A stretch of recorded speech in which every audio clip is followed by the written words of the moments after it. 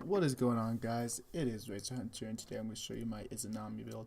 Now, the first thing I get is Warrior Tab. I do that because the extra damage and Ninja Tab is kind of a pointless item for most gods. Next thing I almost died. Next thing I do get is Wind Demon for the crit, the power, and yeah, that's basically why. And the attack speed. Next thing is Blood Forge. You're gonna want this because it's overpowered, gives you a lot of attack and some good lifesteal in the shield at the end. I do get Brawler Speed Stick here because it hurts their healing.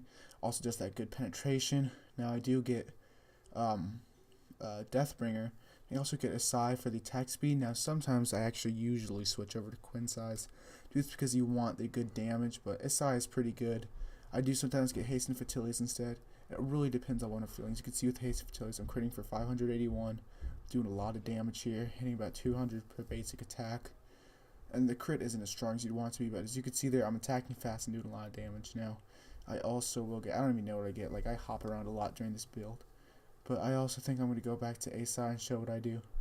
Now I'm attacking, it's probably a little faster, but I'm getting more lifesteal. As you can see there, it's not really giving an effect because the power is the same, but if I lost health, the lifesteal would be more because I have Asai and Blood Forge.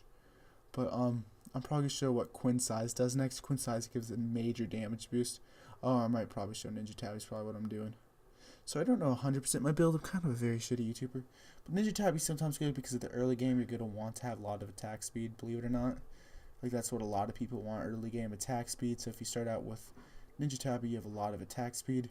Now I do usually for this build sell Jotun's Wrath and get Brawler's Speed Stick. No, opposite way around. I sell Brawler Speed so you can get Jotun's Wrath just because of the cooldown sometimes. Because you're going to want cooldown. It's not really that essential with Hunters especially.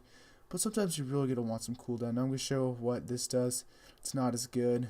I'm just hopping around builds. And these are all really good builds. You can use any of these and dominate. I've done it before. And with all these builds, the worst game I think I did was like 7-5, which isn't a great game.